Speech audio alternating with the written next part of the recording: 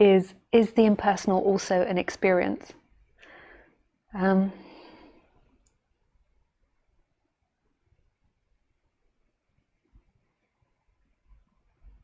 is such a complex question with no easy answer.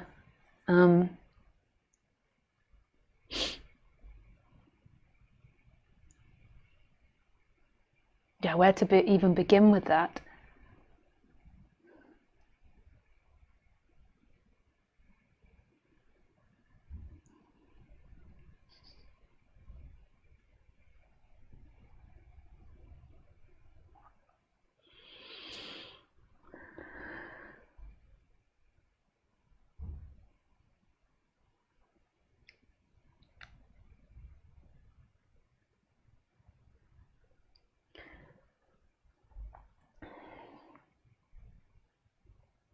So I can't stress enough the importance of the difference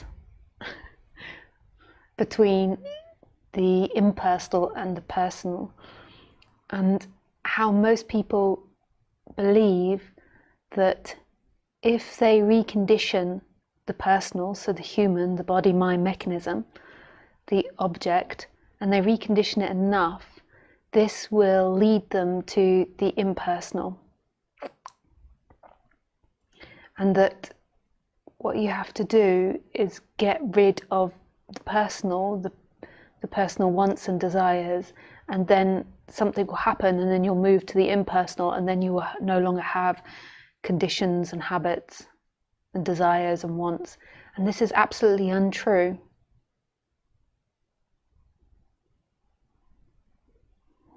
What seems to happen on a lot of people's paths is there is a relaxing of the illusory self. So there's a relaxing of the body, mind, habits and desires.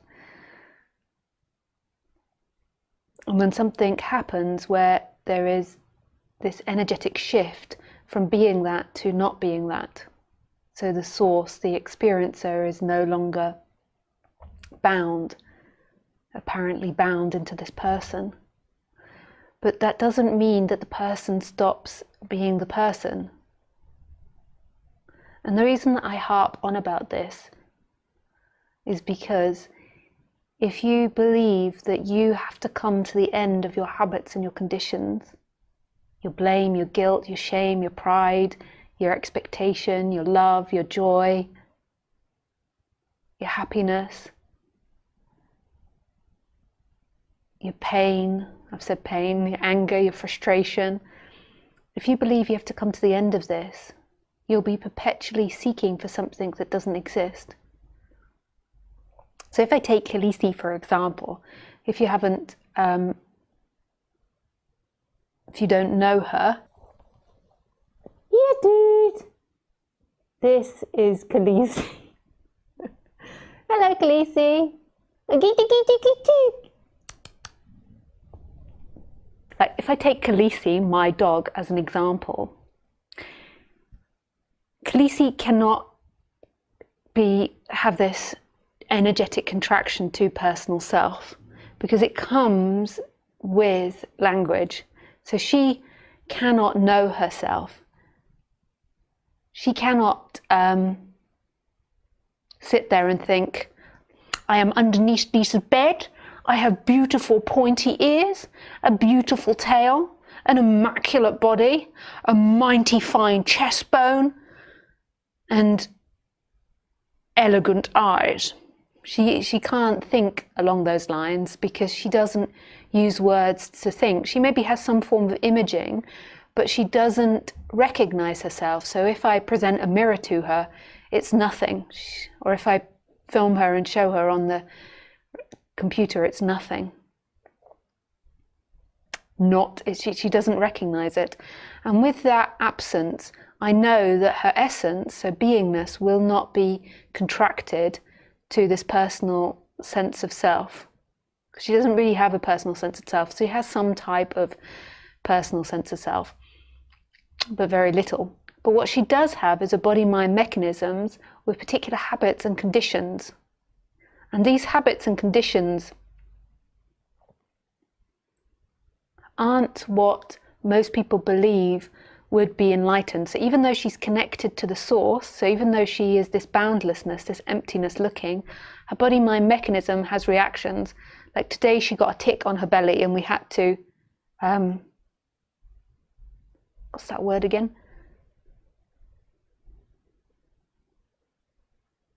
I've forgotten. We had to remove the tick from her belly. And as we were doing it, she got really nervous and upset and started shaking. So she was laying there. She let us do it, but she was like laying there shaking for nothing.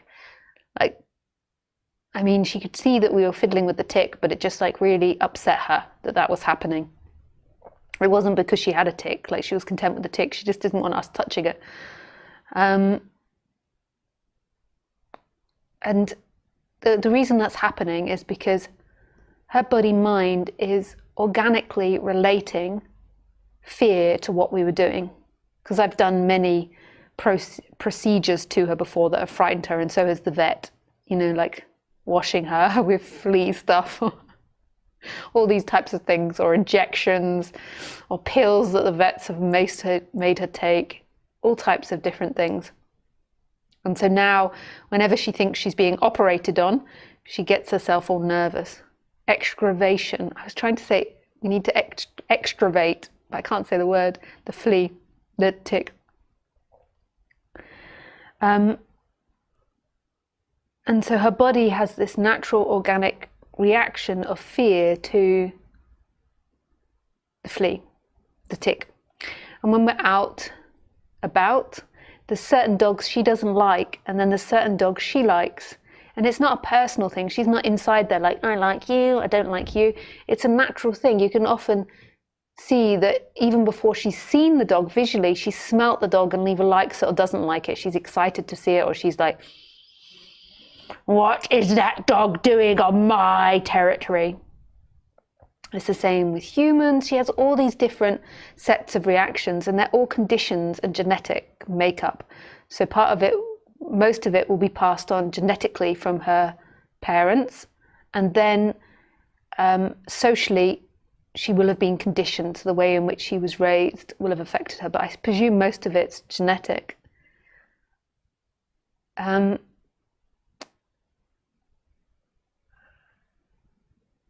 And socially is a big part. So say if she gets traumatized by a car, then that will obviously be a big part of it as well. But her reaction would be genetic, like the way in which she gets traumatized to it. So, and that wholeness, so I don't see a dog as suffering. I see the dog as having pain and pleasure, but it doesn't suffer because there is no dog there. So that wholeness, that consciousness, that magical field, which we cannot describe, which is unknowable, is looking through this instrument of Khaleesi. And in Khaleesi it's not bound. In Khaleesi it is everything. She can't know herself as consciousness, but she also can't equally not know herself as consciousness. So she can't imagine that she's something in time, but she also can't know it because she hasn't left it. So because she hasn't believed that she wasn't it, she can't really know it on an intellectual level like we can discuss it. But she is herself.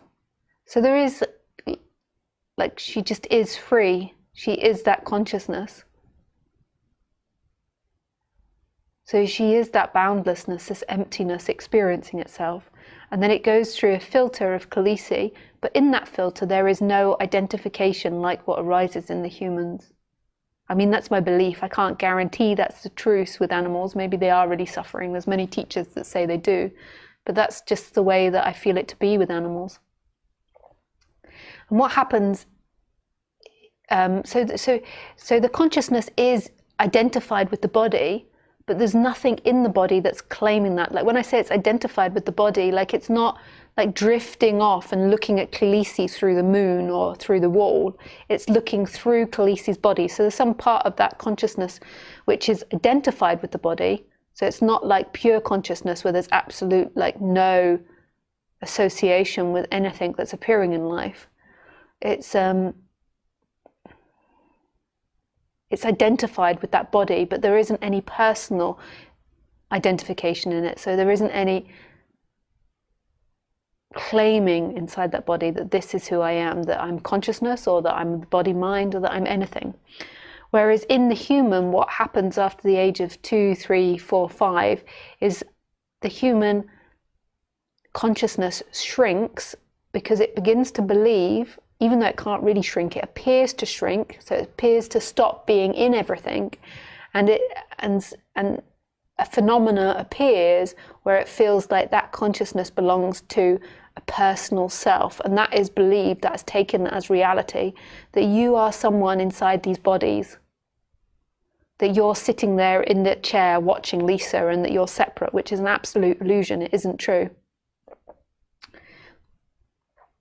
The consciousness is looking through the filter of you, so the filter of Jenny, Karen, Albert, Harry.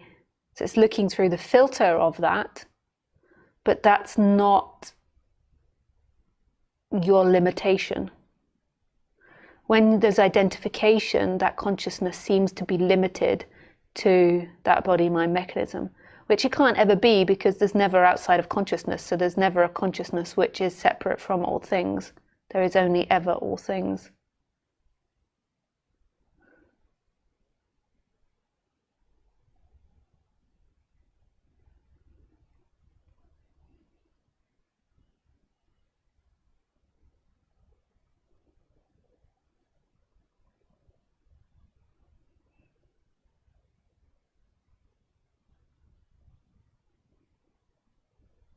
So for example, so in me now, I just had a thought that was very quiet thought.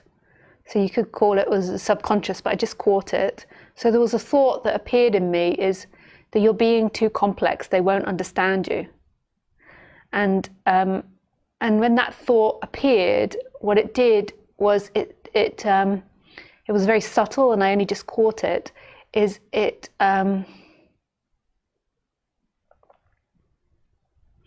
kind of demotivated speaking. Now, a lot of people would think, when they're into this subject, that what they've got to do is they've got to get rid of all of that. And when they get rid of all that personal conditioning, then they will become enlightened. And that's not true. This is a functioning of the body-mind mechanism. I'm just telling you a negative functioning now. If I was telling you a positive functioning, so if I told you that thought arose like everybody's like, this is really beautiful, and then there was lots of beautiful sensations to it, you wouldn't question it, because it's painful. You believe that this is something that's got to be got rid of. We can improve these conditions, because I can see that, like, I was on a nice flow then, and it kind of stumbled my flow. Now I know where this thought comes from, and I can explain Lisa so well, like I know her so well. It's to do with my upbringing, and to do with my relationship with my parents and my family dynamics, which I don't want to talk about too much, because I don't want to expose my parents on the internet. Not that there's anything negative to expose, but it's also not my place to expose them too much. But it's to do with the dynamic, and it's also to do with school, and also to do with being a little bit of a weird child, and the expectation, because of the way I looked, that I would behave in a particular way. But that didn't happen. Like in my family, what they wanted was for me to be like the majority of other girls, which there isn't a majority of other girls, but basically playing with dolls and being feminine, and this didn't really materialize. And I was very creative in my thinking, and a little bit weird and strange, and it was sometimes difficult for people to understand what I was speaking about. Like, there were only very particular people, like I could do it with my dad. My dad was a computer programmer and very creative in his thinking, so we could really go very quick in our conversations. But that excluded other members of my family, and it was kind of not encouraged. And so when I really go into this with a lot of people, because I've often had response where people don't understand what I'm talking about or have difficulty with it, or because it was shut down on a regular basis, then it sometimes hinders my flow. And it comes from the solar plexus and the heart, because there's a urge to express love, and then it's like a sad, not a sad feeling, but like a disempowered feeling in the solar plexus. I didn't really explain where it comes to the full extent because I don't really want to speak about people on the internet, so it was very vague, that explanation. If I could explain it properly, it would be very obvious as to why that manifested. And this is not an identification. That sounds weird. That is not, that dynamic, so that painful dynamic is not an identification with Lisa.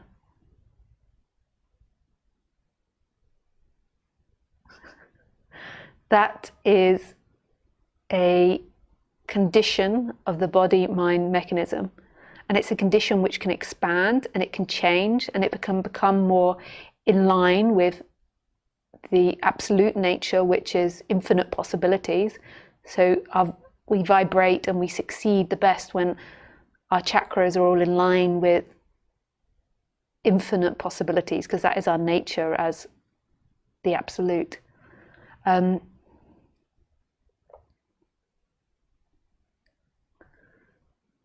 But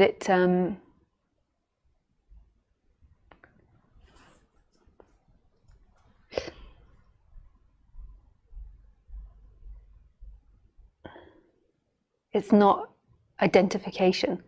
That isn't identification, and that's what most people expect identification to be. And what this does is it creates seeking, and it creates a belief that you know what you're doing and you know where enlightenment is, which is fair enough. That gives you a vision for the future, and it makes the person feel contented that it's achieving something. But that isn't actually identification. Identification is an energetic contraction that's unexplainable. And it somehow gets released, and it does get released through making the habits and the conditions and the seeking less. Identification produces seeking, and seeking is this excessive energy that wants to obtain pleasures and avoid pain because it feels like it's lost the sense of self.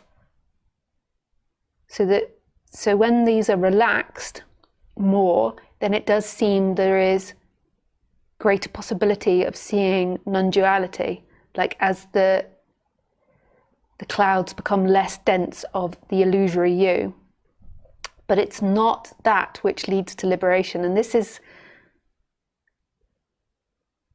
it can lead to peace of mind, it can lead to being more peaceful and kinder and nicer and more enlightened behaviors, but that isn't enlightenment to me, or that isn't freedom to me.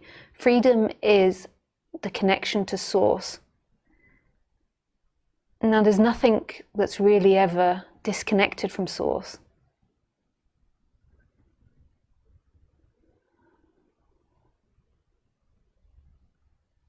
But it feels like that. It feels like you lose yourself.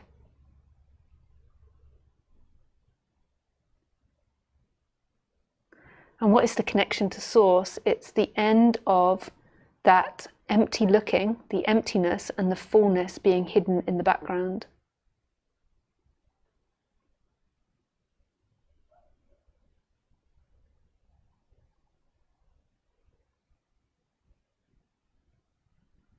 Because your consciousness, that which is looking now, isn't hidden anywhere. It isn't hidden behind your habits or your dynamics. It isn't waiting for you to become perfect. You'll never become perfect.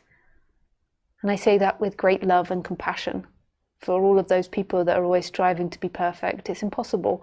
In one way, you are perfect in the absolute, but in the human way of things is that everything is constantly changing, so you can't ever get to this thing called perfection. It's like trying to fill up a sieve with water.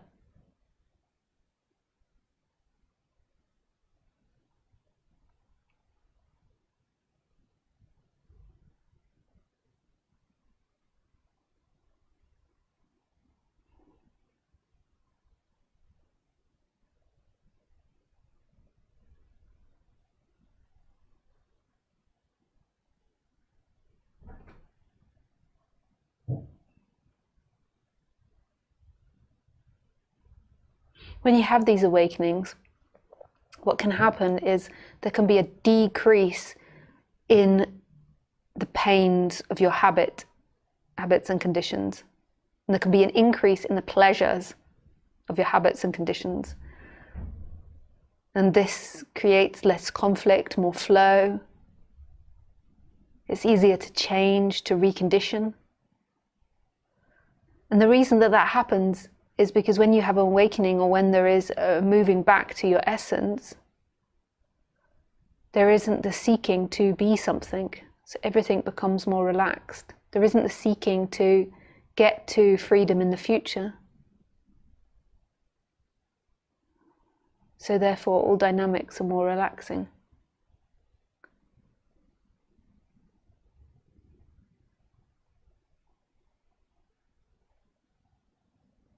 This really is the most full throttle message there is. Not my message. I don't mean to be sensationalizing what I say. The message of non-duality.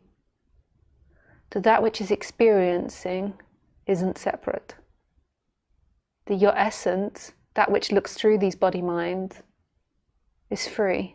And it cannot ever be taken away, no matter your badness, your goodness, which is such love. Anything you've done or not done, what you're gonna do.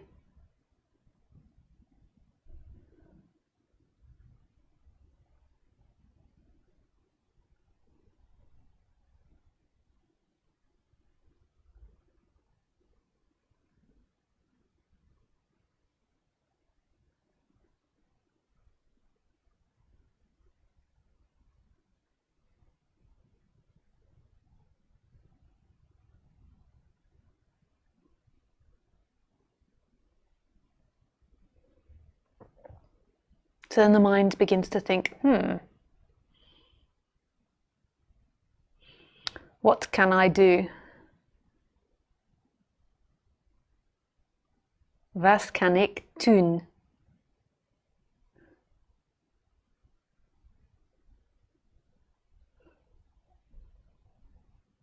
What can I do?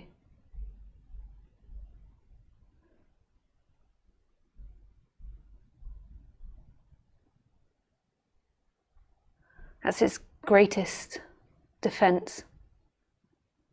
What can I do? And it beavers away. And then you believe that this message is about you and that you're going to obtain it. And the reason that you want it is because you want more freedom in your life. But who is this you? There is no you there. There is no person that is separate from life. There is only life.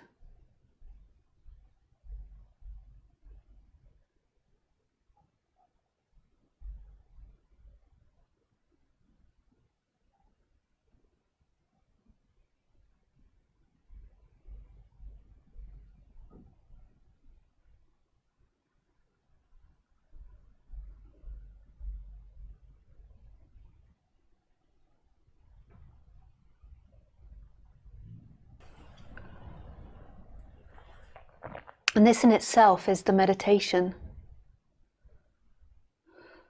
Person's always like, where can I get to?